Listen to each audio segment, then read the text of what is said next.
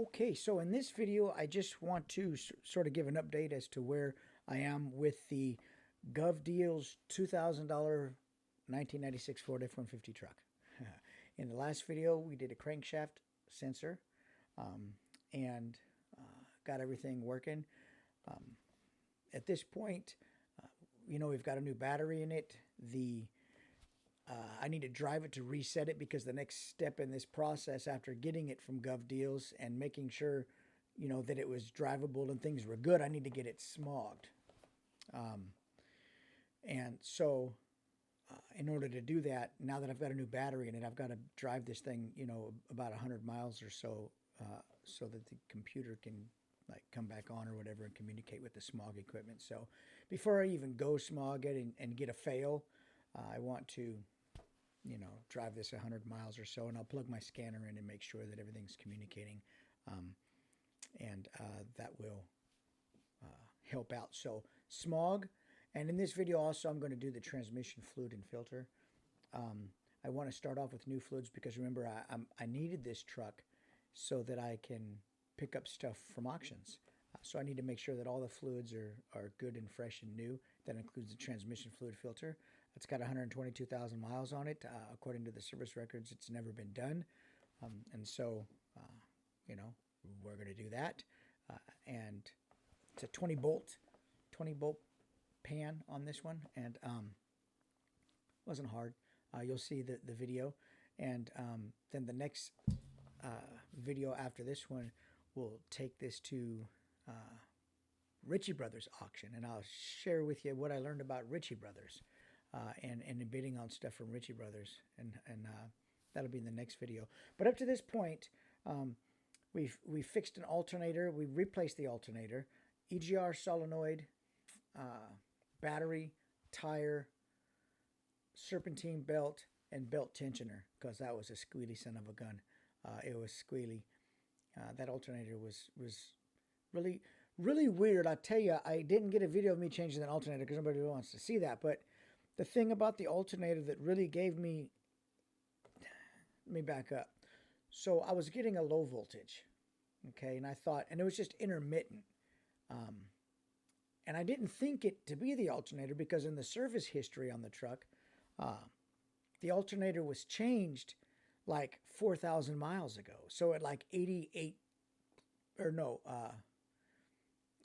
like 80, well, it was 122,000 miles. So yeah, I can't remember what the mileage was that it was changed at, but it was only like 4,000 miles ago. So, and it looked new. So I didn't check the alternator as my first choice for the low voltage. My first choice was checking the grounds because it's an old truck. So I thought, well, let me check the ground to the, the firewall and from the starter and engine block and all that. No problems with any of that. So I'm like, well, look, it's charging now. Okay, no problem, no big deal. We'll just let it go. Then one day I got a really loud squeal, and then it started charging. It stopped charging, and then I got a really loud squeal, and it started charging. And I'm like, maybe when they did the AC delete, one of the pulleys was out of alignment, or the belt was slipping. I didn't see any of that, and I'm like, this doesn't make any dang sense, man. I said, I put the multimeter on the battery, and the battery was like with the truck on 11.86 volts, and I'm like, yeah, that's not good. So I didn't want it to be the alternator because the alternator is like $240, 200 something with the core, and I'm like, well, you know what? I'm just gonna go buy an alternator, throw it on there. It's not hard to get it off. Threw that on there. Haven't had a problem since. So I think some of the smog-related check engine codes I was getting after I did the EGR solenoid were related to low voltage because I haven't had a problem since. I replaced the alternator. It's charging perfectly. It's running smooth and quiet, no chirping. Something with that damn alternator, it's what it is. So recap up till now, pick the truck up. Oil change, new air filter, EGR solenoid, new battery, new alternator, transmission fluid, and filter. What else? Yeah, done those things. The next thing is the rear end. I want to do the rear end fluids on that. But aside from that, man, we're golden. This truck is running fantastic, and you're going to see in another video after this one how I drive it all the way to Sacramento, pick up another winning auction bid, and you won't believe what I picked up and how much I picked it up for. It's just, why wasn't I doing this years ago, man? This is fun, and I'm going to share with you in the next video. But let's watch this video first, all right? Got plates, got smog, everything passed, flying colors. But let's take a look at it and see. And I do got to do something with that seat, though. I got a guy who's going to work on that. So anyway. All right. So the idea here is, since I have no plates, because I bought it from the city, they take the plates when you buy it because they're exempt. I have to get out here and get about 100 miles on this truck before the smog computers can read anything on the vehicle. If I don't have at least 100 miles on there, then there's no point in going to try to get a smog because the computers won't even read it. So I don't want to drive with no plates. I do have insurance, but I don't want to drive with no plates because then, I just don't want to have to explain all this to a cop who's probably not even going to fucking want to hear it. But anyway, I want to go out here and get 100 miles on, see if any codes pop up. And the reason I got to get 100 miles on it, and I can't just go get it smogged also, is because I've put a new battery on here. And then after I put the new battery on, I went ahead and changed the cables and I did a few different things to the truck where the battery was disconnected for a short time. And so I want to make sure that there's no issue. I've got my handheld scanner here that I can plug in and see if any codes pop up. The only codes that popped up after I got the truck home from auction were the 0302 or something like that. It was the crankshaft sensor. I replaced it.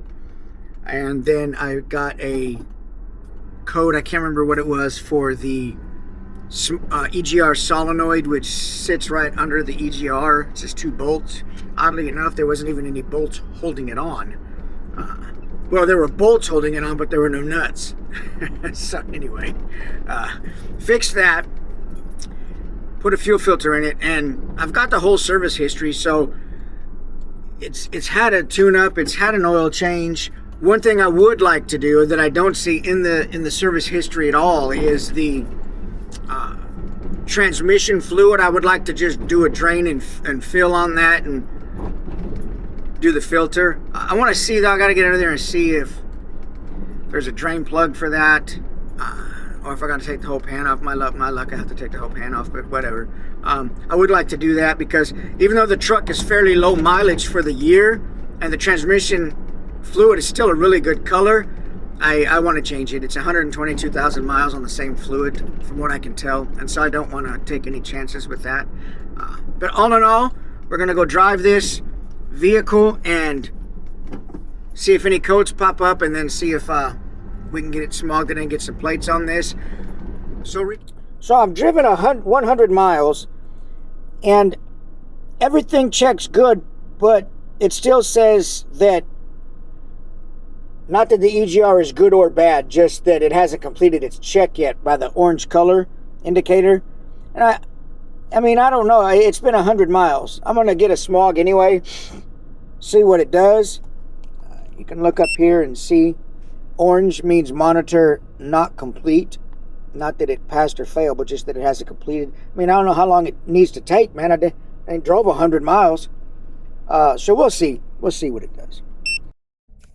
Well, past the old smog. Now to get the tags and plates. Woo!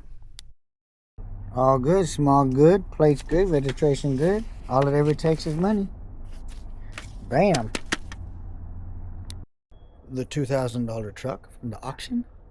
Let's do a couple other things to it. I've got I put a little bit of maintenance into it. Um, Crankshaft sensor, EGR solenoid, serpentine belt, left rear tire, battery, and oil change. And now I'm going to do the transmission fluid change with the filter. Luckily, I got the service records from the school district that I bought it from. You don't normally get that, and they did a lot of things to it over the years, and it just needs an oil change right now. So we're gonna, transmission fluid change. It's the one thing they didn't do. The truck has 122,000 miles on it, and the one thing they didn't do in the entire time that they had it from 1996 until 2025, they didn't do a transmission fluid change. So, and the manual calls for that actually at like 60,000 miles or every 60 months. So I'm going to pull it off and see what it looks like inside, and we'll show you. Oh, it's still on. Okay.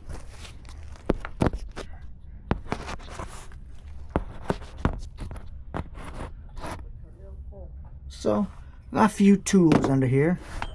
Got the old Harbor Freight ratchet and set of metric sockets. And it's weird because I thought this would be standard on this truck, but it's metric. So anyway, whatever works. Let's put an extension on this joker here, and we're gonna do an 11. And I let the truck cool off. I probably should have let it stay running and warm it up more, but I drove it home. It's been cooling off for about an hour and a half. It's fine. Got something under here to catch it because I'm sure it's going to be. Let's make sure we're going the right way on the ratchet. And we want to loosen all these jokers up.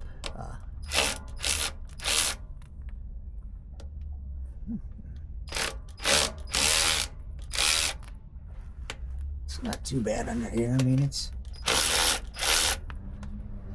probably stuff falling on the camera.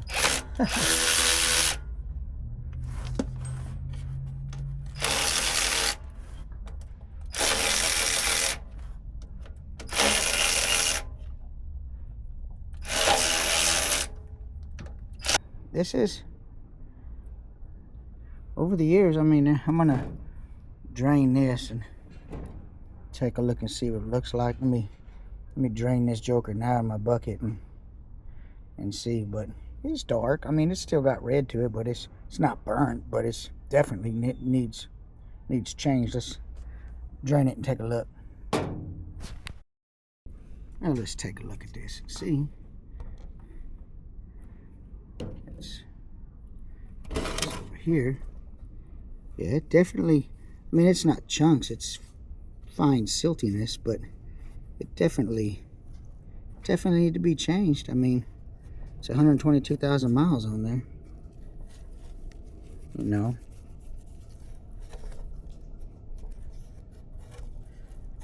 Makes you feel better when you do it. That's for sure. Oh, that's a good magnet. Yeah, definitely need to clean this up. And it's 30 years. From 1996 anyway. Yeah.